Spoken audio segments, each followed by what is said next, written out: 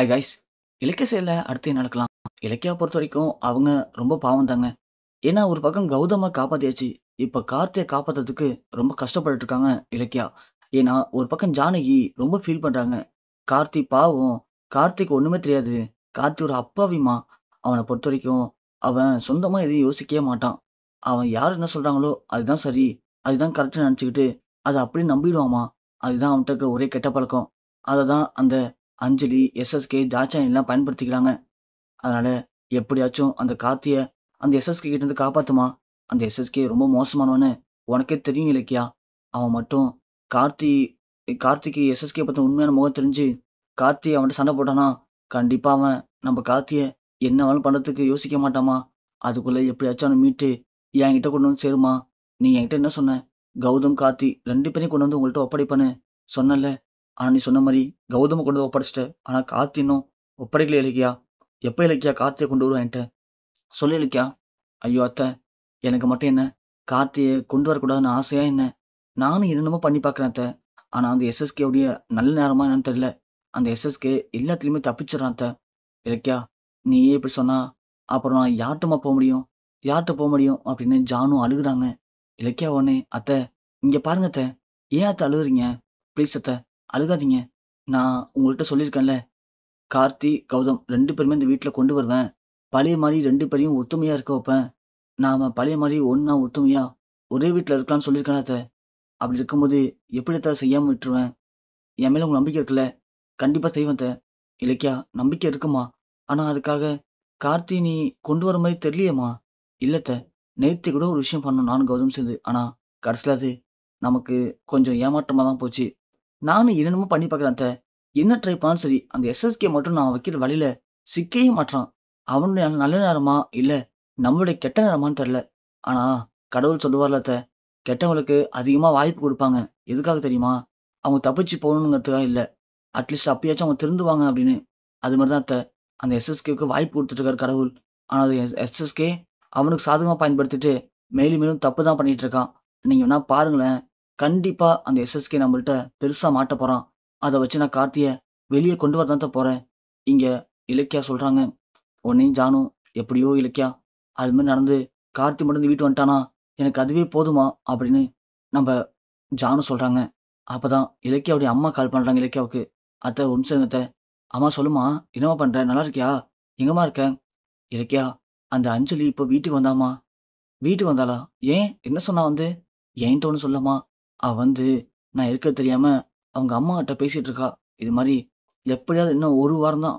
இன்னும் 1 வாரத்துக்குள்ள அந்த இலக்கியா, கௌதம் 2 பேர்ட்ட இருக்க சொத்தையும் புடுங்கிட்டு, அவங்க 2 பேரையும் நடுத்தெருவுல நிக்க வைப்போம்மா.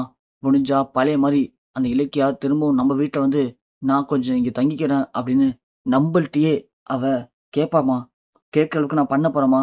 அந்த அளவுக்கு எல்லா வேலையும் நான் பார்த்துட்டேன். இதுக்கப்புறம் இலக்கியா பழைய மாரி ரொம்ப சீன்லாம் போட்டுட்டு அங்க சுத்திட்டு இருக்க முடியாதும்மா. அவள என்னென்ன பண்ண போறேன்னு மட்டும் பாரும்மா நானு." அப்படின்னு இங்க அந்த அஞ்சலி பேசிட்டு இருக்காம்மா. நான் காதுல வாங்குனேன். எனக்கு ரொம்ப பயமா இருக்கும்மா. அந்த அஞ்சலி இந்த அளவுக்கு திமிரா பேசுறான்னா, கண்டிப்பா ஏதோ பிளான் பண்ணியிருப்பாம்மா. அவ பிளான் பண்ணாம இப்படிலாம் பேச மாட்டா இலக்கியா. நீ கொஞ்சம் ஜாக்கிரதையா இரும்மா அவள்ட்ட. ஐயோ! அம்மா, அதெல்லாம் ஒண்ணும் ஆகாது. அவ என்ன வேணாலும் பேசட்டும். அவ பேசுற மாரிலாம் எதுவும் இங்க நடக்காதும்மா. நான் தான் சொல்றேன்ல. அவ இப்போதைக்கு பகல் கனவு கண்டுட்டு இருக்கா. அந்த எஸ்எஸ்கே பேச்ச கேட்டுக்கிட்டு. ஆனா, இது எல்லாமே கனவு தான் அப்படிங்கிறத அவ கூடிய சீக்கிரமே புரிஞ்சுப்பாம்மா. புரிஞ்சுக்கிற நேரம் வரும். விடுங்க நான் பார்த்துக்கிறேன். ஜானு உடனே என்னாச்சு இலக்கியா? யாரும்மா? இல்ல அத்த. அம்மா தான் கால் பண்ணாங்க. அஞ்சலி அங்க போயிருக்கா. போயிட்டு எங்க அத்தைகிட்ட இது மாரி இன்னும் 1 வாரம் தான் இருக்கு. அந்த 1 வாரத்துக்குள்ள கௌதம்ட்ட இருக்க சொத்து எல்லாத்தையும் நாங்க வாங்கிட்டு, அந்த கௌதமையும், இலக்கியாவையும் நடுத்தெருவுல நிப்பாட்ட போறோம். அதுக்கப்புறம் சொத்து எல்லாம் என் பேர்லயும், கார்த்தி பேர்லயும் வந்துரும். நாங்க தான் பணக்காரங்க அப்படின்னு அவ அங்க பெருமை பீத்திட்டு இருக்காளாம். இதெல்லாம் வச்சு பார்க்கும்போது அம்மா ரொம்ப பயப்படுறாங்க அத்த. அந்த அஞ்சலி சாதாரணமாலாம் இப்படி பேச மாட்டா. அவ இந்த அளவுக்கு வந்து நக்கலா, கெத்தா பேசுறான்னா, கண்டிப்பா ஏதோ பிளான் பண்ணியிருப்பான்னு தோணுதும்மா அப்படின்னு அம்மா சொல்லிட்டு ஃபீல் பண்றாங்க அத்த. என்னம்மா இலக்கியா, அவங்க சொல்ற மாரி அந்த அஞ்சலி இவ்வளோ திமிரா இருக்கான்னா, கண்டிப்பா ஏதோ பிரச்சனை இருக்குன்னு தானே அர்த்தம். எனக்கு ரொம்ப பயமா இருக்கும்மா. என் புள்ள கார்த்திக்கு என்னாச்சுன்னு தெரியலையே! என் புள்ள கார்த்தி என்ன பண்ண போறான்னு தெரியலையே அவ! ஐயோ! கார்த்தி, ஏன்டா அப்படி புரிஞ்சுக்க மாட்ற? ஏன்டா அவ கூட இருக்க? ஏன்டா அம்மா அம்மா பேச்ச கேட்க மாட்ற? அப்படின்னு ஜானு புலம்புறாங்க. இலக்கியா உடனே, ஐயோ! அத்த, நான் தான் சொல்றேன்ல, கொஞ்சம் அமைதியா இருங்க அத்த. அதெல்லாம் ஒண்ணுமே ஆகாது. நான் பார்த்துக்கிறேன் அத்த அப்படின்னு சொல்லிட்டு இலக்கியா கிளம்புறாங்க. இலக்கியா ஏற்கனவே நாகு மனைவிய பார்த்தாங்க இல்லையா? ஸோ அதனால நாகுவ பார்க்கலான்னு சொல்லிட்டு போறாங்க. நாகுவ பார்த்து நாகு கிட்ட நடந்தது எல்லாத்தையும் சொல்றாங்க. நாகு உடனே, "ச்சே! என்ன மேடம் கடைசில இப்படி சொதப்பி போச்சே எல்லாமே." "ஆமா நாகு. எனக்கு இப்போ என்ன பண்ணுறதுன்னு தெரியல நாகு. அதான் இப்போ உங்க வீட்டுக்கு போனேன். உங்க ஒய்ஃப பார்த்தேன். அப்போ உங்க பொண்ணு வந்து எனக்காக சாட்சி சொல்றேன்னு சொன்னுச்சு.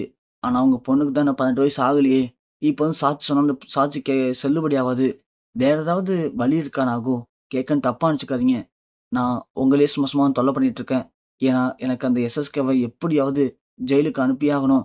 அவன் வெளிய இருக்கிற ஒவ்வொரு செகண்டுமே என் குடும்பத்தில இருக்கிற ஒவ்வொரு ஆளையும் அவன் ஏதாவது பண்ணிக்கிட்டு தான் இருக்கான். என்னால எப்படி சமாளிக்கிறதுன்னு தெரியல. அதனால தான் திரும்பவும் உங்களயே தேடி வந்திருக்கேன் நாகு. ப்ளீஸ் சொல்லுங்க. வேற ஏதாவது வழி இருக்கா? அப்படின்னு கேட்கும்போது, நாகு உடனே, "இருக்கு மேடம், இருக்கு. இன்னும் ஒரு வழி இருக்கு. நான் சொல்ற ஆள போய் நீங்க பாருங்க. பார்த்தீங்கன்னா, கண்டிப்பா அவன் மூலியமா அந்த எஸ்எஸ்கேவுக்கு ஒரு முடிவு கட்டலாம்." "நாகு, என்ன சொல்றீங்க? யார் அந்த ஆளு?" "வேற யாரும் இல்ல மேடம். என் கூட கார்த்திய கடத்தும்போது இருந்த பாபு தான். பாபுவோடைய அட்ரஸ நான் உங்களுக்கு தரேன். நீங்க போயிட்டு பாபுவ பாருங்க. பாபுவ பார்த்தீங்கன்னா, கண்டிப்பா அந்த பாபுவ எப்படியாவது எஸ்எஸ்கேவுக்கு எதிரா மாத்த முடியும். ஆனா, இந்த முறை நீங்க தெளிவா போங்க. பாபுவும் என்ன மாரி தான். எடுத்த உடனே ஒத்துப்பான்லாம் நெனைக்காதீங்க. அவன் ஒத்துக்காம போறதுக்கும் வாய்ப்பு இருக்கு. ஆனா, அவன்ட்ட எதனா பேச்சு குடுத்தீங்கன்னா, அவன் வாயால அந்த எஸ்எஸ்கே பத்தின உண்மைய வெளிய வரதுக்கு வாய்ப்பு இருக்கு. அத வச்சு நீங்க அந்த பாபுவ லாக் பண்ணலாம். அந்த எஸ்எஸ்கேவ திரும்பவும் ஜெயிலுக்கு அனுப்ப முடியும் மேடம்." நாகு சொன்ன உடனே இலக்கியா பயங்கரமா சந்தோஷப்படுறாங்க. "நல்ல வேள நாகு. இதுக்கு தான் நான் உங்கள தேடி வந்தேன். உங்களால எனக்கு இப்போ நல்ல காரியம் நடந்திருக்கு." அப்படின்னு சொல்லிட்டு இலக்கியா கெளம்புறாங்க. இருந்தாலும் நாகு சொல்றான், "மேடம், அந்த பாபு மட்டும் நம்ப வேணாம். என் பொண்ணு தான் சொன்னுச்சுல்ல, நான் வந்து சாட்சி சொல்லுவேன்னு சொல்லிட்டு, நீங்க என் பொண்ணையும் கோர்ட்டுக்கு அழைச்சிட்டு போங்க மேடம். என் பொண்ணு சாட்சி சொல்லட்டும். அதையும் கோர்ட் ஏத்துக்கிட்டா உங்களுக்கு நல்லா தான் இருக்கும்." அப்படின்னு நாகு சொல்லவும், "சரிங்க நாகு" அப்படின்னு சொல்லிட்டு இலக்கியா போறாங்க. இலக்கியா போயிட்டு, இலக்கியா நேரா அந்த பாபு வீட்டுக்கு போறாங்க. பாபு வீட்டுக்கு போயிட்டு பாபுவ பார்க்குறாங்க. பார்த்து பேசுறாங்க. ஆனா அவன், "அதெல்லாம் முடியாது மேடம். நாங்க காசு வாங்கி தான் கடத்துனோம். வாங்குன காசுக்கு நேர்மையா இருக்கணும்னு ஆசைப்படுறேன். என்னால அப்பல்லாம் வந்து அந்த எஸ்எஸ்கேக்கு எதிரா சாட்சி சொல்ல முடியாது. நாகு அவர் குடுத்த காச வாங்கிக்கிட்டு, தேவையில்லாம அவருக்கு எதிராவே சதி பண்ணான். அதனால அவன் இன்னைக்கு ஜெயில்ல இருக்கான். ஆனா நாங்க அப்படி இல்ல. வாங்குன காசுக்கு நேர்மையா நடந்துக்கிட்டோம். இப்ப நான் வீட்ல இருக்கேன். இங்க பாருங்க, நீங்க காசு தர்றீங்களா? அந்த எஸ்எஸ்கேவ கடத்துறேன். அத வுட்டுட்டு, கடத்துனவன் இவன் தான் சொல்லி வந்து சாட்சி சொல்லணும்னா, என்னால முடியாது மேடம். அது நாங்க பண்ற தொழிலுக்கு அவப்பேரு. கெட்ட பேர் ஆயிடும். அந்த அ கேவலத்த நாங்க பண்ண மாட்டோம் என்னைக்குமே. நாங்க பண்ற தொழில் எங்களுக்கு கடவுள் மாரி தான்." அப்படின்னு சொல்லி அந்த பாபு சொல்லிடுறான். இலக்கியாவுக்கு இப்போ என்ன பண்ணுதுன்னு ஒண்ணுமே புரியல. சரின்னு பயங்கர குழப்பத்தோட இருக்காங்க. நாகு சொன்ன மாரி இவன்ட்ட இதுக்கப்புறம் நேர்மையான முறையில போனா வேலைக்கு ஆவாது. இவனையும் எஸ்எஸ்கே மாரி நாம ஏதாவது ஒரு வகையில சிப் கேமரா வச்சு ட்ராப் பண்ணி புடிச்சா மட்டும் தான், அத வச்சு நாம பெர்ஜுரி கேஸ அப்ளை பண்ண முடியும் அப்படின்னு இலக்கியா என்ன பண்ணலான்னு யோசிக்கவும் ஆரம்பிக்கிறாங்க.